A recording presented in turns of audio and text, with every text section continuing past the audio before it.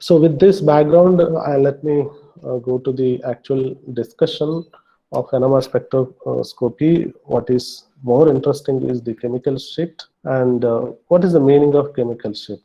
Well, chemical shift is the difference between the it's a resonance frequency of a particular nuclei with respect to a standard. Okay, shift is basically is the difference. What is the difference? The difference between a standard and the one. I mean, I told you that if you have a molecule and if that molecule, let's say it is having one magnetically active nuclei, in that particular one magnetically nuclei, if it is, let's say when you record another spectrum, it basically give you a peak, okay? So let's say it gives at 1000 hertz. Then, this 1000 doesn't basically imply anything, okay? It doesn't imply anything. So when you come across the absolute resonance frequencies of the individual nuclei, they don't tell you anything. On the other hand, if you compare these numbers with some standard, then we get some more information. That's how the NMR spectroscopy actually becomes so important. And you started comparing the resonating frequency of the nuclei. Okay, so chemical shift is nothing but it is the difference between the resonating frequency of an analyte nuclei, which is under investigation, with that of the standard or reference resonating nuclei. Okay, that is the actual definition. But what exactly causes this shift and all, that we will come to later. But for the time being, just let us go back and see that so far we have been telling that we have any magnetically active nuclei. When you place it, then basically it precesses at Larmor frequency. Okay, but we are actually totally forgetting the local magnetic fields. We are totally ignoring the local magnetic fields. What are the local magnetic fields? Well, in any given molecule, when you just look at very closely, that the molecule contains atom, and then atom contains, you have electrons and then protons, neutrons, etc. We know that very well, and the electrons are negatively charged. You know that the electrons are basically orbiting, right? So you have the orbital angular momentum and spin angular momentum. So they are basically, since they are orbiting, so that leads to a small magnetic field. Okay, had it been the case the electron is static, then we have a static magnetic field, local static magnetic field. But then this magnetic, because of the circulation of the electrons within atoms which are present in molecules, so we have a concept of called the secondary magnetic field. Okay, so because of the circulation of the electrons in the atoms, so we have an issue of the secondary magnetic field, and this secondary magnetic field generally opposes the applied static magnetic field in the NMR spectrometer, right? And as a result of which you may be applying 1 Tesla magnetic field, but then because of the secondary magnetic field which is generated because of the circulation of the electron motion, these nuclei do not precess at the Larmor frequency in principle, but it precesses at slightly different frequency. Is it clear? Now, the magnetic field at a nucleus is therefore generally less than, most of the cases it is opposes, okay, and therefore we say it is less, but some of the cases the effective magnetic field experienced by a nuclei will be more. That all depends upon the electron environment where the particular electron is there, right? So this is illustrated in a picture also. You can see here that we have the nuclei. Let's say you have a magnetically active nuclei which is present. Then when you place it, it will try to align with respect to the applied field direction. Let's say it is B0. Now, but then you don't have only nuclei, but then you do have the electron which are orbiting. Because they are orbiting, then you have the secondary magnetic field. This field is perpendicular in the perpendicular direction of the actual motion of the electron. and most of the cases this field will be opposing. Most of the cases this field will be opposing, and therefore the nuclei which is placed in a particular field strength of B0 do not experience the actual field. Instead it will experience a slightly different field. Okay, so now the how much is the local magnetic field or the secondary magnetic field which is generated? Well, it actually directly proportional to the applied field strength.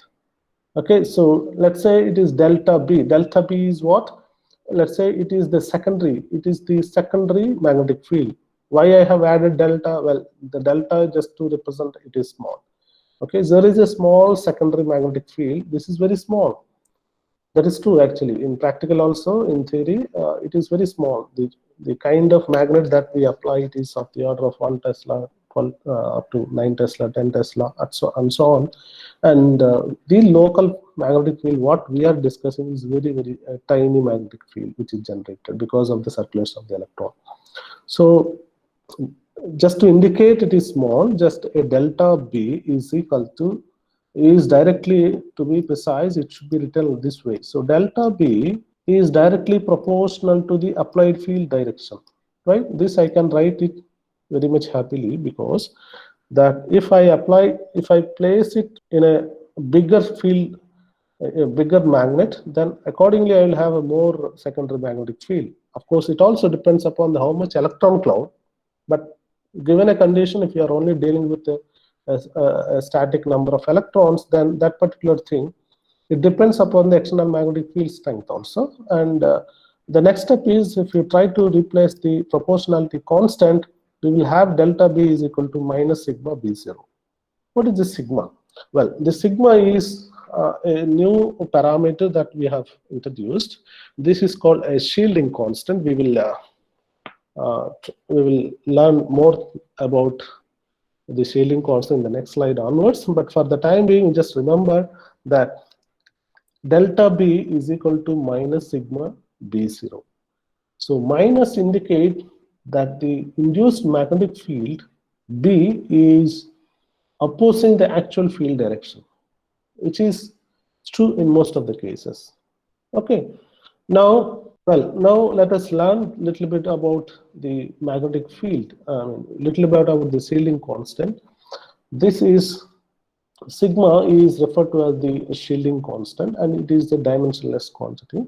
Both, it can be a positive number and it can also be a negative number. And this shielding constant, as you know, the concept of shielding is basically, it is shielding the nucleus to experience actual magnetic field. Okay, because of the local magnetic field, induced magnetic field, it is not allowing the nucleus to experience full the magnetic applied magnetic field, right? That is why it is shielding constant. So shielding constant represents the ability of applied field to induce electronic current in the molecule, and hence the strength of a resulting local magnetic field experienced by the nucleus. And the shielding constant actually depends upon the electronic structure of the molecule. Okay, it depends upon the electron structures. If the electronic structure in a given molecule is different, then accordingly we'll have the secondary magnetic field. If you have more electron density, then you have more current, more circulation of the electrons, and then there will be more induced magnetic field. That means the effective nuclear magnetic field experienced by the nuclei is going to be less. On the other hand, if you have a slightly less electron density, then the induced magnetic field will be less, and then we have less induced magnetic field. Okay, and it is very difficult to measure the shielding constant in experiment wise, but there are efforts. People have made it to measure to a certain extent, but there are several theoretical studies people have performed to understand the shielding constant and its trends, how they actually follow. And mostly the shielding constant follow the concept of the electronegativity, which we will discuss maybe after after some time of this course, but not now. And the shielding constant sigma, in general, it is represented in terms of the summation of three factors. One is the local contribution, the other one is the neighboring group contribution, and then solvent contribution. Shielding constant sigma is equal to sigma local plus sigma neighboring plus sigma solvent. So there are three contributions which effectively and essentially gives rise to the overall shielding constant sigma. The local contribution is nothing but the sum of diamagnetic contribution and the paramagnetic contribution, and the neighboring group contribution arises because of the local from the currents induced in the neighboring group of the atoms. Okay, and the solvent contribution naturally comes from the solvent and solute interactions, and these things we will see after in the next class. But for the time being, just accept there is a something called shielding constant. It is directly proportional to the induced, I mean, it is directly proportional to the electronic structure, and also it changes with respect to the applied field direction.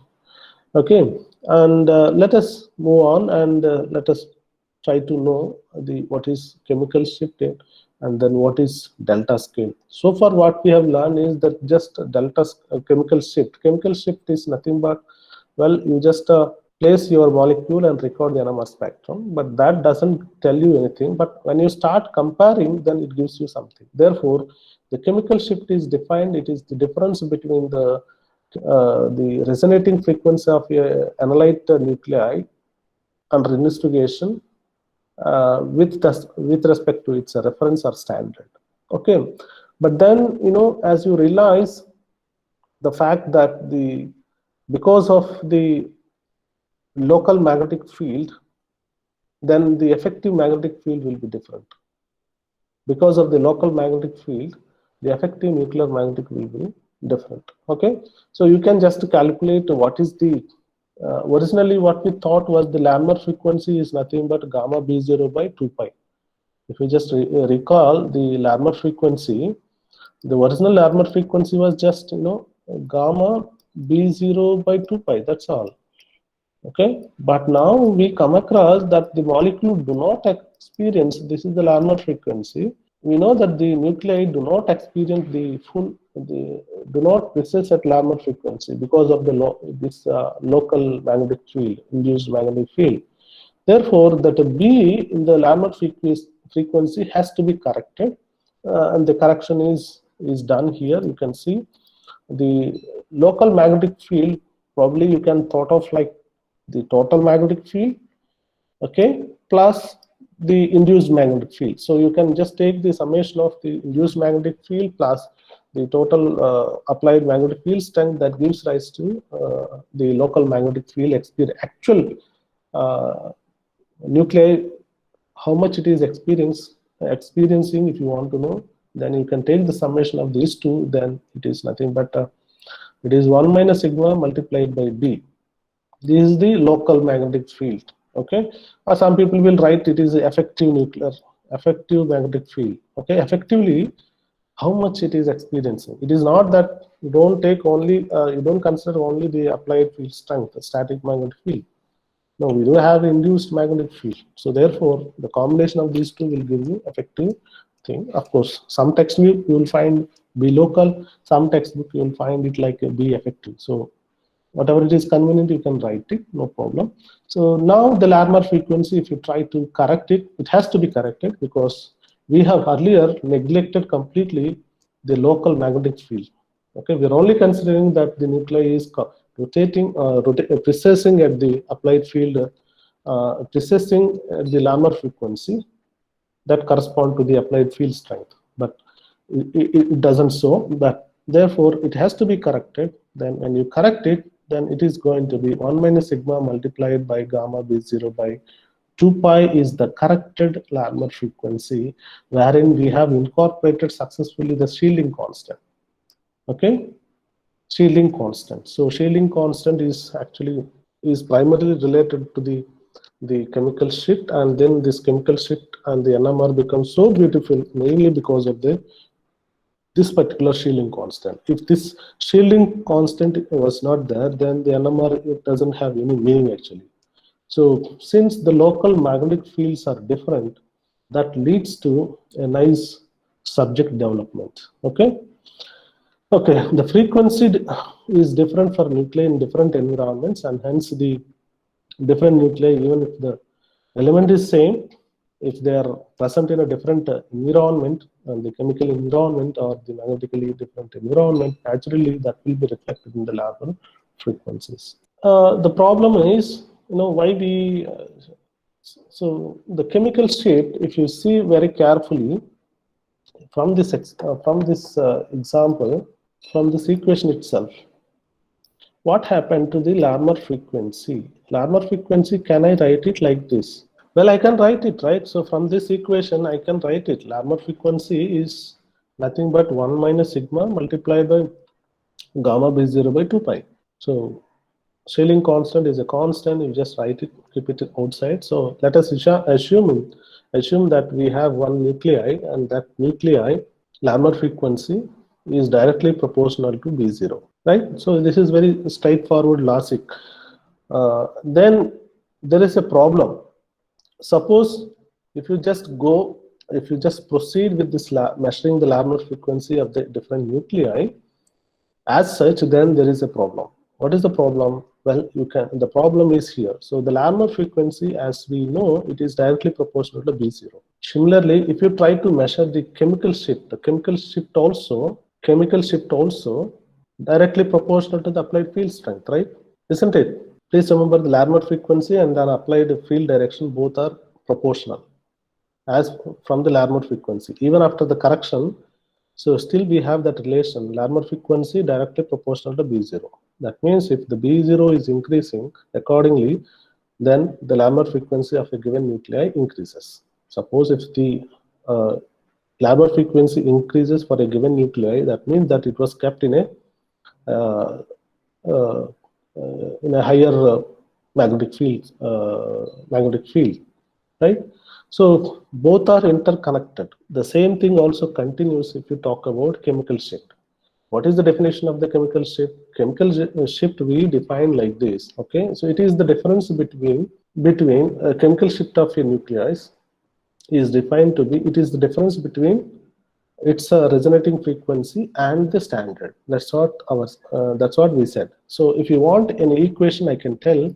So shift is nothing but it is the difference between this and this. Chemical shift is nothing but mu0 minus mu.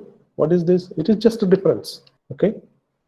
Now this shift also will increase with applied field direction, with applied field strength. Do you agree or not? Chandana? Yes, sir.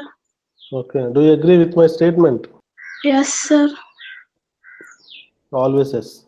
Anybody has any objection for this statement? So what I wanted to tell you is, what I am trying to tell you is that chemical shift is directly proportional to the applied field strength. Sir, Yeah. the magnetic field strength, the chemical shipment is, I think, is it directly related to the magnetic field or it's inversely? It is directly proportional. You can see the relation, no? What is nu L? Nu L is equal Okay, to okay, sir. nu L is equal to 1 minus sigma multiplied by gamma B0 by 2 pi. That means mu L is directly proportional to B0, right? Let's say you are trying to measure the Larmor frequency of a nuclei in a given field strength. Okay, and then once you measure that one, then you also measure a standard. Okay, the Larmor frequency of a standard, and then take the difference, and that difference is the chemical shift. Okay, so this chemical shift basically changes with respect to the applied field strength. That means it also subjected to change with respect to the different instruments operating at different frequencies. Okay, that also means that the chemical shift actually depends upon the applied field strength. Okay, suppose if you are using an instrument which is operating at a 200 megahertz, then you record the chemical shift for a ethanol molecule. Okay, so you will get some number. Then you use another spectrometer located some other place, let's say 400 megahertz. Then it gives you a different numbers. Why? Because my Larmor frequency directly proportional to the applied field strength, isn't it? So since the Larmor frequency is changing with respect to applied field direction, applied field strength, then this is and basically brings a problem, right? For a given molecule, any spectroscopy, there should not be any deviation. Okay, there should not be any deviation. If I record NMR spectrum of a molecule, ethanol molecule, let's say for example, if I record in a 200 megahertz, it gives the, it should give some information, but that information should not violate if I use some other instrument. How these instruments are different? Well, these instruments are just improve the resolution only. There is a classification of the instruments. 200, 400, 600, all those things are basically deferred in terms of their resonating frequency and basically to improve the resolution of the instrument. But they should not give you two different numbers. And ethanol, if I record a spectrum of ethanol in one instrument and if these numbers are not tallying with the other instrument, then how can I make a correlation and how can I understand the subject, right? So that will be a problem. Therefore, people what thought was, okay, so let us try to normalize the chemical shift. Therefore, what they said was, okay, let us try to normalize everything. How it can be done? Well, it can be done by this way. Okay, so chemical shifting. So later, because of this problem, people thought that, okay, we should not use chemical shift, but rather we should use a chemical shift in ppm. Okay, so chemical shift in ppm is the delta scale, and in fact the NMR x-axis in the NMR spectrum, basically it is this number. What is that? Delta in ppm. Okay, in actual, originally we have to only worry about this. Chemical shift is nothing but this, mu minus mu 0. Okay, it is the difference between analyte NMR nuclei and the reference nuclei. But this one is changing as we are going to use different instruments.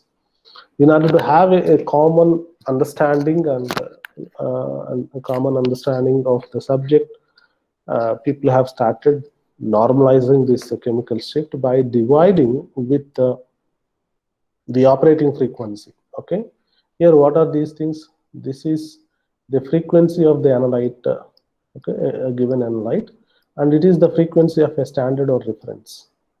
Okay, so when you take this ratio, so it is basically, what is the ratio? Ratio becomes a dimensionless quantity, isn't it? The ratio of this frequency divided by frequency, it becomes a dimensionless quantity. Okay, and then why there is something else? There is 10 power 6. 10 power 6 is the 1 million. So this factor usually it is found to be very, very small. Why it is found to be very, very small? Well, the reason is very simple. So the resonating frequency, because the local magnetic field, I mean the induced magnetic field are very, very small as compared to the static magnetic field. Therefore, the differences when you take it, those differences also very small, right? So measuring small quantities in any spectroscopy is very difficult. So therefore, people started amplifying things with a common number. That common number is 1 million. Okay, so a small number it is. Actual delta, this ratio is very, very small. So in order to, this ratio generally it is very, very small. But we are not very comfortable in most of the cases dealing with the small numbers, but then rather we are comfortable with dealing with the higher numbers. Therefore, this is actually, this ratio is multiplied with 10 to the power 6, that is nothing but 1 million. So the NMR chemical shifts are represented in terms of delta scale, not the chemical shift alone, but then the chemical shift in ppm is represented in everywhere across the world. Okay, what is the advantage of this? Well, so these numbers do not change. If you have done an ethanol recorded NMR spectrum in 200 megahertz, you will get some peaks, and those positions do not change when you do the experiment of the same ethanol elsewhere using a different NMR spectrometer. Okay. On the other hand, if you use only chemical shift, that is a problem. Okay. So in order to have a commonality of the chemical shift, that should not change with respect to different instruments. So therefore, this kind of small adjustment was done, and this is the significance of the delta scale. So why people have used delta scale in ppm? Well, this is the reason. Okay, so chemical shift is just the difference, but then the difference changes with respect to different fields. Therefore, it is normalized by dividing with the operating frequency of the instrument, and even then also that the number is very, very small, because typical frequency, standard frequency is megahertz, right? 10 to the power 6. So the denominator is going to be huge number as compared to the numerator. Therefore, it becomes even smaller. Therefore, people thought, like, let us multiply with some big number and then try to represent the values in terms of the scale. So most of the cases and everywhere across the country, across the world, so chemical shift in ppm are represented in NMR spectroscopy, and this is called delta scale. Delta, many people write it within the bracket ppm, parts per million. Okay, delta, parts per million. Just to cut short why there is a delta scale, I have already given the explanation, but there are two things. The one is that we are not very comfortable with measuring the small numbers. Okay, the shift is actually very, very small. Actual shift, the chemical shift, very, very small. Why? What is the physical meaning? Well, the induced magnetic field, because of the circular motion of the electrons, is very, very small. Therefore, nuclei do not recess significantly away from their Larmor frequency, but it will recess slightly different. So the small variations cannot be accounted in a usual way. Therefore, people have introduced this delta scale. Okay, and then they started multiplying with that 1 million also. Okay, and this is nice because that we will have a uniform chemical shift values for each resonating nucleon, irrespective of what kind of instrument that you are using it. Now, so NMR spectroscopy that we use standard, I told you that just now. I mentioned when I was explaining the chemical shift value. Chemical shift is the difference between a analyte resonating signal, where it is resonating, that frequency, minus the reference resonating signal. So what are the standards, or what is the reference that generally used in NMR spectroscopy? Well, it is the discussion of now, and then usually tetramethylsilane is taken to be the reference or the standard. Most of you know this compound. It is basically inert. It doesn't basically interact with chemically. It does not interact with the most of the organic compounds, and it is volatile. So, and then it has got 12 protons. So that is a unique advantage of this molecule. That means if you have a nuclei, 12 equivalent protons. That is important, that all these 12 protons are equivalent. Okay, therefore they resonate at only one place. Even though you have 12 do not resonate at different place. All these 12 basically resonate only one particular place. Okay, why? Because their chemical environment is same. They are not different. So as long as the chemical environment is same, then they precess at one particular frequency and gives one signal. And this is very nice that a signal, if it is generated by one proton, so the signal may not be very strong, but then if it is coming from 2 proton, 3 proton, 5 proton, 10 proton, so accordingly the signal strength will be very, very huge, will basically increase, and very easy to locate where exactly it is. So in the spectrum, when you look at the easy to locate where exactly is the standard peak. That is also another advantage of the TMS. Specific advantages are summarized here. Why we use a tetramethylsilane as a standard for most of the proton and then 13 carbon experiments. Well, the first and foremost is that most of the organic compound dissolve in the TMS. That is the first thing. Second thing, I already pointed out, chemically inert. So that means they do not react. Right? When you add your compound, it should not react with the solvent, form a different product. Why we are adding this tetramethylsilane? Well, it is a standard. Okay, so this standard should not interfere with your measurement. That is the idea. Okay, so this will give one signal at one place. Okay, now it should give a signal, but then if it is reacting with your compound, then naturally it becomes a different compound, and then it will give a different signal. So it cannot be called as a standard. So that is the advantage. Another advantage. Chemically, it is inert. It doesn't react with it, and moreover, easily it evaporates. Easily it evaporates. Just like any other volatile organic solvent, hexane, acetone, all those things we have, it basically evaporates. That means once you have done the experiment, you leave out, then solvent will evaporate, and then you get back your compound. Okay, it is a non-destructive technique. So NMR becomes non-destructive technique because of this reason. One of the reason is this. So most of the solvents are volatile.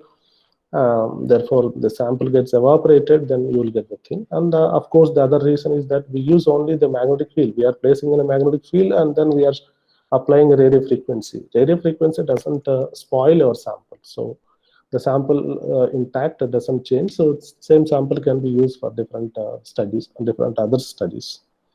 Okay, other most important thing why we use the tetramethylsilane as the standard or reference is this. The actual technical reason is this. We just look at the structure of tetramethylsilane, and then you have 4 methyl groups are there, and this is the carbon, and the carbon is more electronegative or electropositive than silicon. Silicon is more electropositive. Yes, correct. So silicon is electropositive. Okay, the carbon already pulling electrons towards this side, isn't it? So since it is electropositive, the carbon electronegatives, it is basically drawing electrons cloud or bonding electron cloud towards the carbon. So since the more electron density already at the carbon, the other side you have, this is the situation you have. This is a hydrogen. This side you have hydrogen. This side you have a silicon. Okay, and this silicon. So if you look at carefully, the silicon, carbon, and the hydrogen bonding is like this. And as we know that silicon is electropositive, right? And then this is electronegative. So the electron cloud, this bonding SiC electron cloud more towards carbon because of the electronegative of the carbon. Therefore, what happened to this bonding electrons, CH bonding electrons? Okay, in this case, the electrons, actually, had it been the case only you have only CH, since the carbon is more electronegative, then it will try to pull the electron towards carbon. But now carbon is already engaged with the silicon, therefore the electron density at hydrogen remain almost intact. So it will not be polarized that much as compared to any of the molecule that you may think of or that you may come across in organic chemistry. So therefore what happens, the hydrogen which is present in the methyl group of this tetramethylsilane will contain huge amount of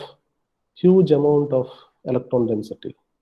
Is a more electron density, and most of the electron density what is supposed to be, it will be morely, it will contain that one. In other compound, this situation you never come across. Okay, therefore what happens is that you have more electron density. If you have a more electron density, more induced magnetic field.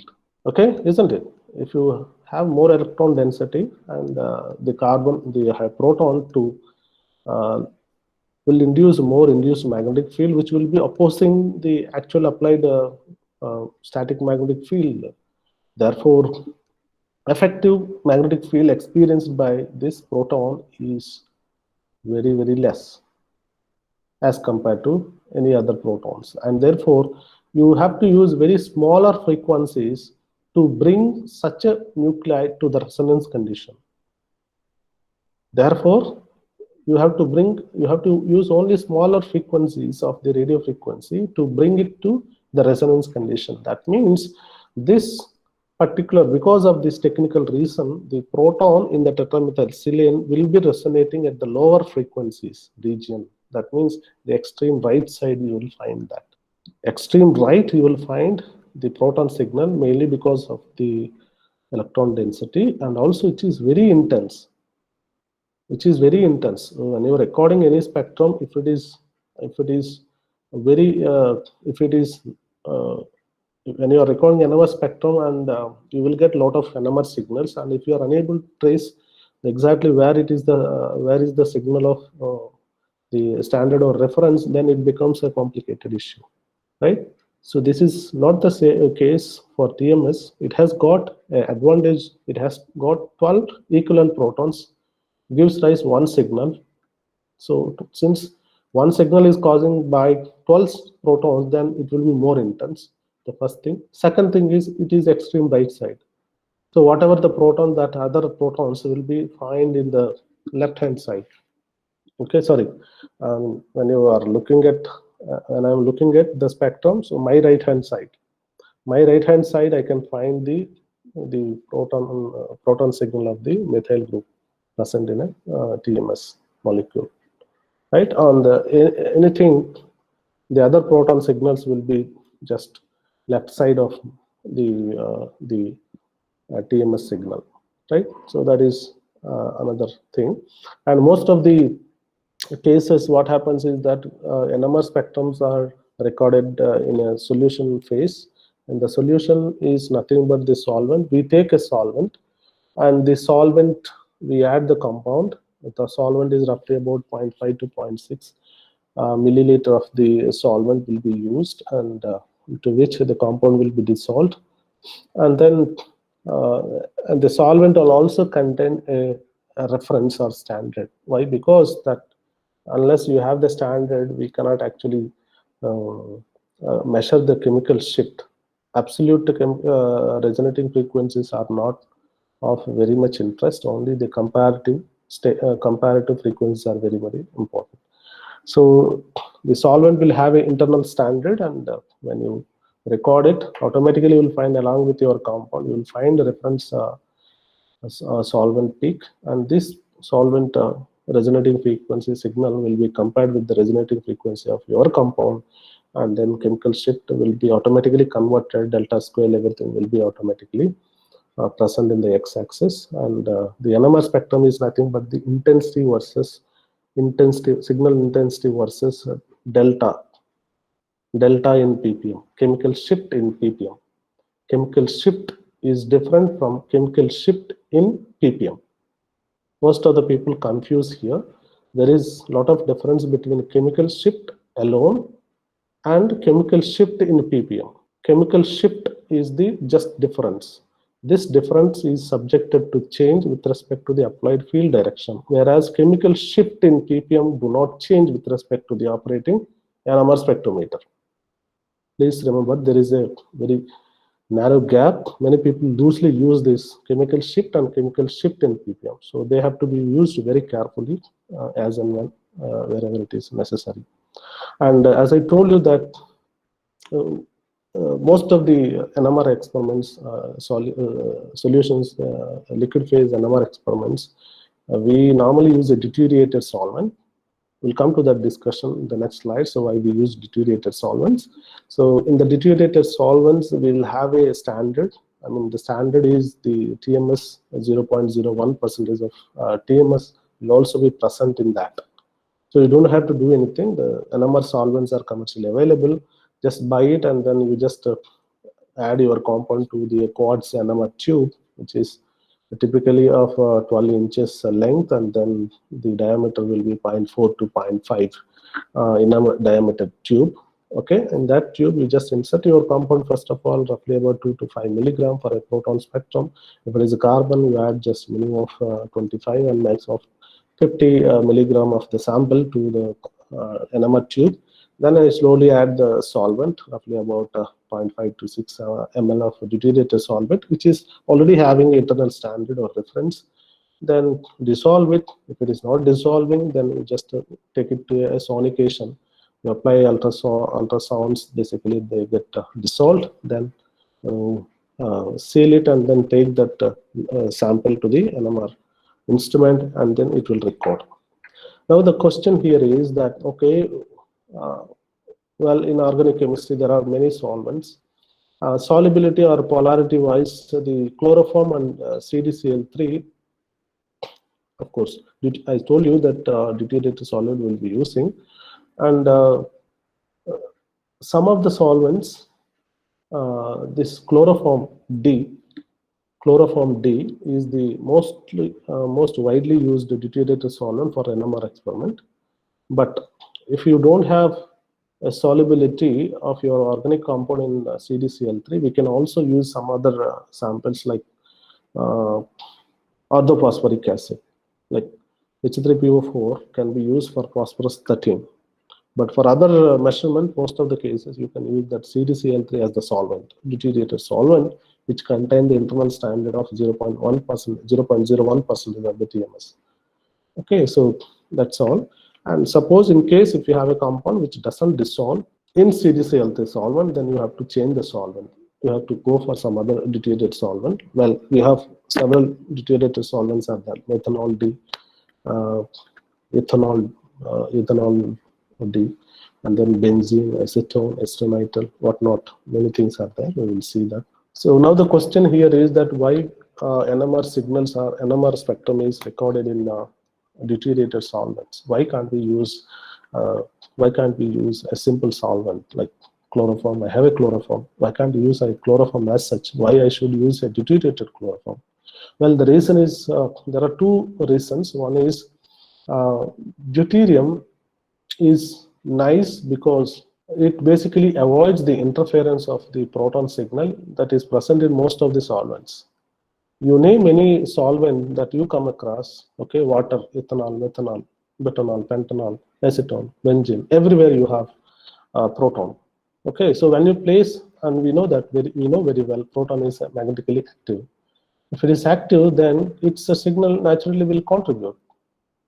Okay, the purpose of adding a solvent is just to facilitate things, but then it should not give you trouble to interpret your NMR data, isn't it? Therefore, in order to avoid the interference of the proton signal, which is arised from which generally is a problem or interference with most of the proton present in the solvents. Okay, so people generally go for deuterated solvents. Now the question is, people may ask, sir, what happened? Deuterium is also magnetically active. Well, that is true. Deuterium is also magnetically active, but then deuterium resonating frequencies are different as compared to the proton resonating frequencies. So the delta scale for proton is typically -4 to I would say it is +20. That is the maximum scale. But for deuterium, this scale, this is not the scale, but then it will resonate at different location. So therefore, even if something is happening, then it doesn't interfere with this. So therefore, happily you can actually use the deuterated. Well, so I'm sure that I conveyed the message. The first and foremost reason why we use a deuterated solvent in NMR is mainly to avoid the spectral interference of the protons, which is present in most of the solvents. We will have very limited solvents where there is no proton. For example, carbon tetrachloride is one solvent, and carbon disulfide, CS2. This is another solvent where we do not find a proton. But then the solubility is another issue that we have to see. So your molecule or solute has to be properly dissolved in the solvent. But this, as you know, that CCl4 is not that polar, and then if you want to record the NMR spectrum of a polar compound, then it is not a right choice, right? So suppose likewise these CCl4 and then disulfide, these are not the actual solvents. They are not called universal solvents. Therefore, in order to avoid the proton signal of a solvent and its interference in the NMR data, normally we go for a deuterated solvent. And deuterium solvent, we have so many, DMSO-D6, okay, and then CDOH, I mean methanol D4, methanol D, and many solvents are there. So acetone, acetonitrile, water, even water also, deuterated water, anything can be used as this thing. And also remember, so this deuterium, how do you basically deuteriate the solvent? Well, there is a process. When you do the deuteration, any solvent, you take water and try to make it deuterated water. So you cannot make 100% as deuterated water. Okay, there is some residual water will left over. So all the water molecules in the given volume do not convert. There is a slight percentage of the water remains there. That's our technicality. And what about other solvent? This is also true for other solvents. Any solvent that you are trying to deuterate, they 100% you cannot achieve. Okay, there is a residual proton is something that it will be there. Okay, if it is a chloroform, if you are taking and trying to make it, and that some of the chloroform protons do not convert into D. As a result, when you record the spectrum, the solvent proton signal also you can find it in the NMR spectrum. Okay, but that spectrum is usually it is very intense, and it can be nicely interpreted. You can avoid that signal and then interpret the other signals. That happens in most of the NMR interpretation. So, for example, if you take a chloroform D solvent and it gives a residual proton signal at 7.26 ppm. Okay, if you take the residual proton signal of chloroform D, it gives a peak at 7.26 ppm. What about the other solvents? Well, other methanol, if you take it, it gives a residual methanol proton will be seen at 3.31 ppm. Okay, so these are very, very nice. Well, these are actually unwanted, but then these are very nice because modern instruments actually make use of this solvent signal to calibrate it. I mean to calibrate it or to make it to use it as a standard or reference. So I have told you in the previous slide that we use TMS as an internal standard. Well, that was the old story, but nowadays people use the same residual proton signal as a standard or reference just to correct NMR proton signals. Okay, so that is very nice. So they are not very problematic because only one peak will come, and these we have tables. So most of the tables you can find it. We have whatever the solvent that you may come across, residual proton signals are nicely well documented. And any person who is basically doing an experiment, they come across all these deteriorated residual proton signals, and they avoid interpreting such a signal, and remaining thing they normally interpret. Okay, but historically, deteriorated solvents are supplied with a small amount of typically 0.03% to 0.01%, 0.03% of DMS as internal standard, right?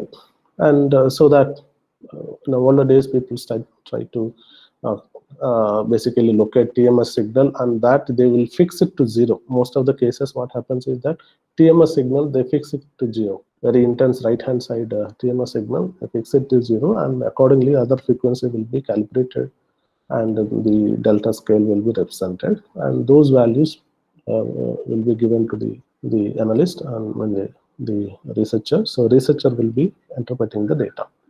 Now, the other reason why people use deuterated solvents in NMR is deuterium lock. Deuterium lock is something connected to little bit technicality, but briefly let me tell you. As I told you, over the time, what happens, the magnetic field, a magnet do not behave as it was behaving originally or initially. Okay, so let's say you have a spectrometer that is the magnetic field strength is 5 Tesla. So over the period of time, this magnet do not give 5 Tesla magnetic field, but rather it's a magnetic field over the time it goes, it basically shift.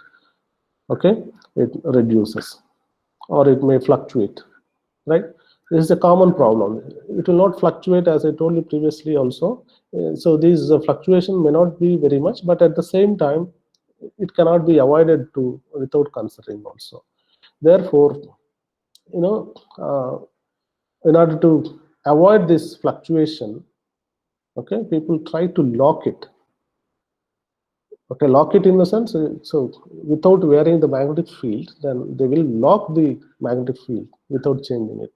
So there is a feedback mechanism in the instrument which will try to attain its actual thing, and it will be, if it is 5 Tesla, it will show exactly precisely 5 Tesla if you lock it. If you don't lock it, with the time of the experiment and with the time of the usage of the instrument, usually it will shift, right? So in order to lock the deuterium, why it has to be locked? Well, if you don't lock it, then your chemical shift values are slightly different. So these numbers cannot be relied upon when you are comparing with when somebody is doing experiment maybe later on.